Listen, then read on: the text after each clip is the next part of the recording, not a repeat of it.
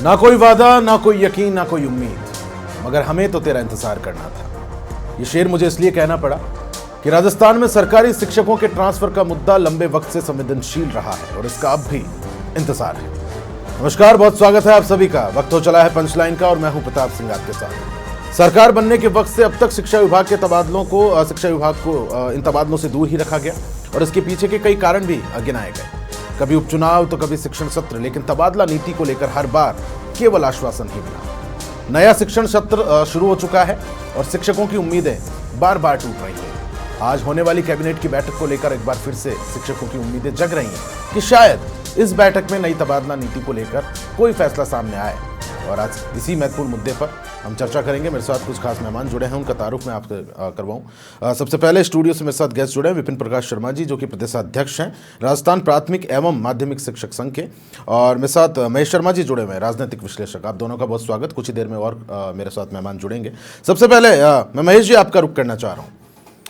हर बार सरकारों की ओर से वादे किए जाते हैं। 2018 मुझे याद है आखिरी बार तबादले शिक्षकों के हुए और उसके बाद से सिर्फ वादे, सिर्फ आश्वासन, कोई ठोस नीति क्यों नहीं बन पा रही? इसकी पीछे की क्या मुख्य वजह आप मानते हैं महेश? जी देखिए, हर साल यही, हर नई सरकार आती है वो तबादला सूची की बात करती है, उसकी नीति बनाने की बात करती है, लेकिन सब हवाई बातें हो जाती है और होता नहीं है कि अगर फ्रेमवर्क भी हुआ तो उसमें इम्प्लीमेंटेशन नहीं होगा। एक्चुअल में क्या है कि जब तक आप इसे पूरी तरह से, इस नीति को राजनीतिक हस्तक्षेप से या जनप्रतिनिधियों की सिफारिश से तबादले करने की जब तक ये जो अनिवार्यता या मतलब अघोषित रूप से स्वीकार्यता को आप समाप्त नहीं करेंगे, तब तक कोई नीति न तो कारगर हो सकती है और न सिर्फ की औपचारिकताएं पूरी करने के लिए काम के योग्य रहती है। क्या आपको लगता है महेश जी ट्रांसफर पॉलिसी में राजनीतिक दबाव और राजनीति हावी है? क्योंकि आप दूसरे राज्यों की बात करें तो पारदर्शी ट्रांसफर पॉलिसी कोई दिक्कत नहीं है, राजस्थान में इसको लेकर क्या देरी है, क्या दिक्कत है? ये बिल्कुल, मैं यही कह रहा हूँ ना, इसमें सबसे बड़ी जो दिक्कत है वो जनप्रतिनिधियों का बहुत बड़ा हस्तक्षेप है और साथ साथ ही इसको जो जनप्रतिनिधि इसकी आड़ में जिस तरह का काम करते हैं वो सर्वविदित है ही कि आप मतलब या तो प्रभाव से मतलब क्या कहते हैं अपना काम करवाना चाहते हैं कि जो सत्ता में आए उन सदस्यों की प्राथमिकताओं को पहले वरीयता दी जाती है और कहीं ना कहीं मतलब कोई भ्रष्ट तरीके भी अपनाए जाते हैं अधिकारियों एक प्रशासनिक तंत्र में कि जिससे स्थानांतरण नहीं हो, एक ही जगह पे वर्षों तक लोग बाग टिके रहते हैं। दूर के इलाके वाले जो है अब सफर करते रहते हैं, जबकि प्राथमिकता यह होनी चाहिए कि जो एक इसमें जो भी है, एक ये भी होता है कि जनप्रतिनिधियों के सिफारिश पे ही मतलब तबादले, सिफारिशें अक्सर ज्यादा देखी जाती हैं और ये भी अक्सर आरोप लगते रहते हैं कि अपने चहेतों को लाभ पहुंचाने के लिए एक डेपुटेशन का जो रास्ता है वो सरकार ने निकाल लिया है, नेताओं ने निकाल रखा है। हाँ, ये बिल्कुल, ये भी एक मतलब सबसे बड़ी खामी जो है। आप अगर नीति की जहां तक स्थानांतरण नीति की बात करते हैं, बनाते हैं, या तो उस पर टिकते नहीं है या उसका फॉलो नहीं करते हैं और या फिर मतलब क्या कहीं ना कहीं मतलब सिस्टम से, पहुंच वालों से, राजनीतिक रूप से या बड़े प्रशासनिक लोगों के ठीक है मैं फिर से रुक करूंगा आपका। मेरे साथ खास मेहमान जुड़े हैं गजन सिंह जी, जो कि प्रदेशाध्यक्ष है। बहुत स्वागत है आपका, कर्मचारी महासंघ एकीकृत के। सबसे पहले मैं आपका रुक कर रहा हूं विपिन जी। आपकी पहली प्रतिक्रिया चाहूंगा, क्योंकि अक्सर आप आंदोलन करते रहते हैं, सरकारों से भी जवाब मांगते रहते हैं, लेकिन कोई नीति स्पष्ट नहीं है। इसके पीछे का बड़ा प्रमुख कारण आप क्या देखते हैं? सरकार की इच्छा शक्ति की कमी इसका सबसे बड़ा कारण है। अगर बात करें तो भैरव सिंह सरकार ने एक कमेटी बनाई थी, अनिल बोरदिया समिति, उन्होंने काफ़ी अच्छा वर्क किया, 2 वॉल्यूम बनाए, लेकिन नीति लागू नहीं कर पाए। उसके बाद डिमांड्स आती रही। अगर बात करें तो वसुंधरा सरकार ने गुलाब चंद कटारिया की अध्यक्षता में बनाई, पिछली सरकार में डोटासरा जी ने ओमकार समिति बनाई। अब सरकार ने कहा था कि हम पारदर्शी स्थानांतरण पॉलिसी लेकर आएंगे, इन्होंने अपने घोषणा पत्र में कहा। उम्मीद थी कि बिल्कुल, जब घोषणा पत्र में बात की तो ये लेके आएंगे, लेकिन 2.5 वर्ष गुजर चुके, अब तक कोई स्थानांतरण पॉलिसी नहीं है। पॉलिसी इस वजह से नहीं आ पाती कि अगर जिस दिन पॉलिसी आ जाएगी उस दिन जनप्रतिनिधि है और मिनिस्टर से उनके घर पे कौन लंबी लंबी लाइन लगाएगा, तो उनके कौवे नाचेंगे। तो कहीं ना कहीं विपिन जी ये बात भी माननी पड़ेगी, दबाव आप लोग भी नहीं बना पा रहे। नहीं, दबाव तो पूरी से बन रहा है। दबाव तो सरकारों की इच्छा शक्ति की कमी है। दबाव अगर नहीं होता तो कमेटियां क्यों गठित करते हैं, उन पर क्यों वर्क करते हैं? 6-6 महीने वर्क करता है अधिकारी, बाहर जाते हैं वर्क करके, बस बाद में कर्मचारी ठगा सा महसूस करता है। भाई सरकार है, जिसकी सरकार है वो दबाव बना के कमेटियां गठित करवा सकता है प्रतिनिधि। इसमें एक बड़ा कारण ये भी मानते हैं आप, कुछ एक शिक्षक भी ऐसे हैं जो कि मनपसंद जो पोस्टिंग वाला फैक्टर है वो उसके तहत राजनीति का हिस्सा हो जाते हैं, तो कहीं ना कहीं जो आवाज जिस मुखर तरीके से जिस बुलंदी के साथ उठाई जानी चाहिए थी वहां कमजोर पड़ती हुई नजर आती है। विपिन जी, कमजोर इस वजह से पड़ती नजर आती है कि विचारधारा के शिक्षक, दोनों पार्टियों के पास अपनी विचारधारा के अपने अपने संगठन है। जब वो सरकारें आती है तो उन विचारधारा वाले व्यक्तियों को बाहर कर दिया जाता है, तो वो चाहते हैं कि जब हमें बाहर गया, अब नीति बना दी तो हम नहीं आ पाएंगे। इस वजह से विचारधारा जो संबंधित उनके संबंध संगठन है वो रोक लगवाते हैं। मेन प्रॉब्लम यहाँ आती है। तो सरकार की विचारधारा को कुल मिलाकर पूरी लड़ाई है। मैं आपका रुख करूंगा गजेंद्र जी, जिस तरह से विपिन जी बता रहे हैं विचारधारा का जो धड़ा है ये बटा हुआ है, तो कहीं ना कहीं जो पढ़ाई है मेन उसकी गुणवत्ता भी कहीं ना कहीं अब सफर करती हुई नजर आ रही है, बच्चों की पढ़ाई पर भी असर पड़ रहा है। आप किस तरह से देखते हैं इस पूरे मामले को? निश्चित तौर पे राजस्थान की सरकार को बने 2.5 साल से ऊपर हो गया, और इसमें स्थानांतरण को लेके इन्होंने चुनाव घोषणा पत्र में भी कहा था, और उससे पहले भी कई बार कहा था कि कांग्रेस सरकार थी तो कि ये स्थानांतरण नहीं करे, हमारी सरकार आएगी, हम स्थानांतरण नीति लाएंगे, पारदर्शी तरीके से स्थानांतरण करेंगे और कोई भेदभाव नहीं होगा। परंतु रहा वही जो पिछली बार हो रहा था वही अब हो रहा, और अब तो ये स्थिति ये है कि आपका हारा हुआ हो या जीता हुआ हो, आपकी पार्टी का आपका प्रत्याशी होना चाहिए, उसकी डिजायर के बिना स्थानांतरण नहीं होते। पहली बात तो ये थी। दूसरी एक, स्थानांतरण हो ही नहीं रहे तो डिजायरों की तो जरूरत भी नहीं है। और जब स्थानांतरण नीति की बात करते चुनाव से पहले कर्मचारी संगठनों के विरोध के बाद में अगर ये जब घोषणाएं करते हैं कुछ कर्मचारी संगठनों के लिए, कर्मचारी राज्य के कर्मचारियों के लिए चुनाव से पहले बड़ी बड़ी घोषणाएं करते हैं, परंतु घोषणाओं का निर्णय जीरो रहता है, क्योंकि आप देख रहे हैं कि बजट की घोषणाएं पूरी नहीं हो रही तो चुनाव की घोषणाएं पत्र कहां से पूरा होगा। तो जिस तरीके से 2.5 साल में अभी तक ये जो बैकडोर एंट्री की जो स्थानांतरण पॉलिसी, इनकी ये पॉलिसी जरूर कारगर है। और इसमें भी स्थिति ये है कि हम देखते हैं कि पिछली सरकार में जितने स्थानांतरण हुए थे, इस सरकार के आने के बाद में वो डरे हुए से थे, पर आज वो भी खुल के है कि कोई प्रॉब्लम नहीं है। परंतु वो लोग जो इस सरकार को बनाने में सरकार के लिए सहयोग करने के लिए हमेशा तत्पर रहे थे, और वो लोग आज भी ठगे से महसूस हो रहे हैं। वो प्रदेश के हर जिले में, और जहां वो आज से 300-300, 400 किलोमीटर दूर पे, 200 किलोमीटर दूर पे बैठे, उन्हें बड़ी आशाएं थी कि भारतीय जनता पार्टी की सरकार आएगी। कुछ शिक्षक वर्षों से एक ग्रामीण क्षेत्रों में जमे हैं और कुछ ऐसे दूरस्थ ग्रामीण इलाकों में फंसे हैं, इन दोनों के बीच समन्वय संतुलन कैसे हो, उसको लेकर कोई ठोस योजना क्या आप देखते हैं सरकार के पास है, या किस तरह की होनी चाहिए? अभी तो सरकार के पास लग नहीं रहा है कि कोई भी ठोस जो योजना हो। मुझे नहीं लगता है कि, क्योंकि जो लोग बड़ी आस लगा के बैठे थे, वो शिक्षक थे जिनको आज 15-15 साल हो गई, और वो दूर दराज की जिनकी भाषाएं चेंज होगी, जिनकी रहन सहन चेंज हो गया, वो बड़ी आशा लेके पिछले 5 साल उन्होंने संघर्ष किया। इस सरकार के बनने के बाद तो इनकी स्थिति ये है कि वो थक चुके हैं लोग। अच्छा, ऐसा क्यों है कि फर्स्ट ग्रेड टीचर्स के तबादले हो रहे हैं, सेकंड ग्रेड के भी ठीक ठाक हो रहे हैं, ये थर्ड ग्रेड में कहां दिक्कत आती है? देखिए, इसमें थर्ड ग्रेड टीचर और फर्स्ट ग्रेड सेकंड ग्रेड में एक ही कारण है मुझे नज़र जहाँ तक आता है कि थर्ड ग्रेड टीचर का जिला स्तर पर सीनियरिटी होती है, वरीयता वाला और वरीयता के मामले में कोर्ट के झेलना पड़ता है। इसलिए मुझे लगता है कि सरकार को, परंतु हम कह रहे हैं कि नहीं, इसमें एक और फैक्टर सामने है, कई शिक्षक तो वरीयता का पद त्यागने को भी तैयार हैं। हाँ, निश्चित तौर पे जो कर्मचारी, जो शिक्षक बाहर के जिलों में जो कई वर्षों से परेशान है, घर से दूर है, वो अपने वरीयता को त्यागने के लिए स्टाम्प पेपर भी दे सकते हैं अगर वो स्थानांतरण नीति में आए। और निश्चित तौर पे अगर सरकार की मनसा सही हो तो कर्मचारी उनके लिए कंधा से कंधा मिला के, और इसे ठीक है। मैं फिर से रुक करूंगा गजेंद्र जी। महेश जी, मैं आपके पास आना चाहूंगा। क्या एक बड़ा कारण ये भी है कि जिस तरह से अगर ट्रांसफर पॉलिसी होगी तो सरकार के सामने एक बड़ा संकट खड़ा होगा, क्योंकि जो रूरल एरिया में है वो अर्बन की तरफ रुख करना चाहेंगे, तो ग्रामीण क्षेत्रों की जो शिक्षा व्यवस्था है वो प्रभावित होने का खतरा एक बड़ा है। देखिए, जिन लोगों के पास राजाश्रय नहीं है या जनप्रतिनिधित्व का आश्रय नहीं है, जिनके पास कोई अप्रोच नहीं है, वो दूरस्थ इलाकों में, जिलों के दूरस्थ इलाकों में या दुर्गम स्थानों में पड़े रहते हैं, उनकी तरफ कोई मतलब वो हर साल मतलब अपने तबादले के लिए मांग करते हैं, लेकिन उनकी कोई सुनवाई नहीं होती। ये तो स्थिति है। आप ये देखिएगा कि हर सरकार चाहे कांग्रेस की रही है, पहले भी रही है, ये तबादला उद्योग जो बन जाता है, एक कमाई का जरिया बन जाता है, ये क्या चीज है, इसकी तरफ ध्यान देने की जरूरत है। इसको रोकने के लिए क्या प्रोविजन है? आप नियम खूब बना लेते हैं कि साहब 2 साल तक एक आदमी एक जगह ही काम करेगा, लेकिन बाद में है कि जो पैसा देता है और जब मतलब सही जहाँ पहुंचाना होता है वहां पहुंचा देता है, तो उसको आदमी वहीं टिका रहता है और दूसरा वहां पर वहां आ नहीं पाता।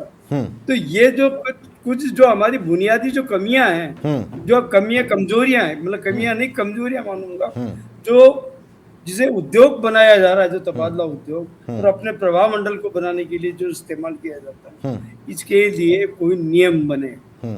आप इस पे स्पेशली ये कह दिया जा सकता है कि भैया आप अपनी प्रायोरिटी, चूंकि आप जनप्रतिनिधि हैं, आपकी प्रायोरिटी ये है और ये रहेंगे, एक बार हम उसको अलाउ करेंगे नीति के अंदर, अन्यथा और नहीं करेंगे। नहीं तो नियम कैसे बने? सरकारों का जिस तरह का रुख है महेश जी, क्या आपको लगता है जी, क्या आपको लगता है शिक्षक संगठन भी उतनी मजबूती से आवाज नहीं उठा पा रहे जितनी मजबूती से आवाज रखी जानी चाहिए?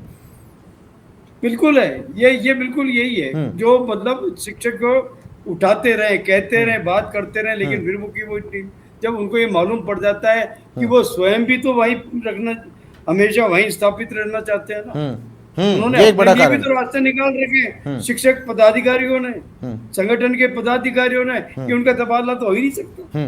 और शिक्षक ऐसा वर्ग जिसको गैर शैक्षिक कार्यों में भी कितना लगाया जाता है, चाहे वो पोलियो की बात हो, जनगणना की बात हो, इन तमाम चीजों के अंदर वो जा रहा है और बावजूद उसके इतनी सेवा करने के बाद भी ट्रांसफर नहीं करवा पा रहा। बिल्कुल। अब इसमें एक और बात है, आप ये देखिएगा कि कई बड़े प्रशासनिक अधिकारियों, नेताओं के रिश्तेदार, जो भी कर्मचारी होते हैं, वो शहरी इलाकों में बने रहते हैं और सामान्य आदमी जिसकी कोई अप्रोच नहीं, वो गाँव में पड़ा रहता है, बरसों तक पड़ा रहता है, उसकी तरफ कोई ध्यान नहीं दिया जाता। ठीक है। अच्छा विपिन जी, मैं आपका बिल्कुल मैं आपका रुख करना चाहूंगा। विपिन जी, जिस तरह से अक्सर इन पॉलिसीज में, ट्रांसफर्स में भ्रष्टाचार के आरोप लगते रहे, और इसमें कोई दो राय वाली बात नहीं है, छुपाने वाली बात नहीं है, भ्रष्टाचार दोनों तरफ से हो रहा है, कोई पैसा दे रहा है, कोई पैसा ले रहा है, तो कहीं ना कहीं ये जो सेटिंग संस्कृति है, इसकी भी शिकायतें सरकार तक पहुंच पाती है क्या लगता है आपको? निश्चित रूप से सरकार को पता होता है कि तबादला छोटा मोटा उद्योग नहीं है, करोड़ों रुपए में फैल रहा है। आप अगर बात करें तो लेक्चरर के टाइम 3 लाख से ऊपर की रेट चल रही है, तो सरकार को पता है, सरकार के नुमाइंदों को पता है, सरकार तो भाई माननीय मुख्यमंत्री को पता ही है ना, उसके अंदर CID है, सब कुछ पता है, कहाँ पैसे लिए जा रहे हैं, कहाँ लेन देन हो रहा है, तो सब पता है, उनके आंखों के नीचे। अच्छा विपिन जी, एक बार विपिन जी और फिर से रुक करेंगे डिबेट की ओर। हाँ जी विपिन जी, आप अपनी बात जारी रखिए। तो ये जो उद्योग का जो रूप ले लिया है कि पार्टी फंड में पैसा जाएगा, तो सबके सब मौन रहते हैं इसमें, और कर्मचारी के पास क्या चाह रहा है कि एक तरफ तो कहा जाता है कर्मचारी सरकार से निर्लिप्त रहना चाहिए, और दूसरी तरफ कहते हैं कि सरकार के नुमाइंदों से, जो जनप्रतिनिधि, उनसे डिजायर लिखा के लिखा है, दोनों बात हो रही है। फिर एक MLA को टारगेट दिया जाता है कि आपके 200 ट्रांसफर होंगे, MP के 300 ट्रांसफर होंगे, तो कर्मचारी की तो मजबूरी हो गई, वो डिजायर भी लाएगा और पैसे भी देगा, फिर अपना ट्रांसफर कराएगा। अब विपिन जी, ये तो धरातल की समस्याएं हो गई, अब बात करते हैं हल को लेकर। हल क्या होना चाहिए? बाकी राज्यों में इस तरह की दिक्कतें क्यों नहीं आती? बाकी राज्यों में भी राजनीतिक प्रतिनिधित्व अगर होता है। बीजेपी सरकार के अभी बात करें तो उत्तर प्रदेश ने अभी ड्राफ्ट जारी किया है, मध्य प्रदेश ने तबादला नीति लागू की है, तो राजस्थान में क्यों नहीं? तबादला नीति का जो ड्राफ्ट है उसमें सहमति है हमारी, और सरकार उसको लागू कर दे, सब तैयार बैठे हुए हैं। पर सरकार की इच्छा शक्ति है कि उनके जो प्रतिनिधि है, उनके जो नुमाइंदे हैं या कोई IAS है, तो उनके जो घर वाले रिश्तेदार है वो कैसे रुक पाएंगे? तो सरकार को ये सोचना है। तबादला नीति लिखी जाती है, लास्ट में एक लाइन उसमें जोड़ दी जाती है कि प्रशासनिक आधार पर सरकार स्वतंत्र होगी, तो फिर वो तबादला नीति के जो नॉर्म्स बनाए वो सारे धराशायी हो जाते हैं। तो ये सबसे बड़ी दिक्कत आ रही है सरकार को। सरकार को जो करना होता है, आप बात करें, सरकार के पास 1.25 लाख पद खाली पड़े हैं, जहां इसको टीचर्स चाहिए वहां तो टीचर्स नहीं है। करीब बात करें हर समय करीब 5000 डेपुटेशन हुए पड़े सरकार में, बाड़मेर से आके जयपुर में, तो ऐसी क्या आवश्यकता पड़ गई कि जयपुर को कि बाड़मेर से शिक्षण व्यवस्था के लिए आदमी आया है, तो जो नुमाइंदे हैं जिनको लाभ पहुंचाना वो तो मलाई खा ही रहे हैं ना, वो सरकार की। अच्छा, ये जो ट्रांसफर की प्रक्रिया किस तरह की होनी चाहिए? क्या आपको लगता है अब समय आ गया है कि पूरी ऑनलाइन हो, मेरिट बेस्ड हो?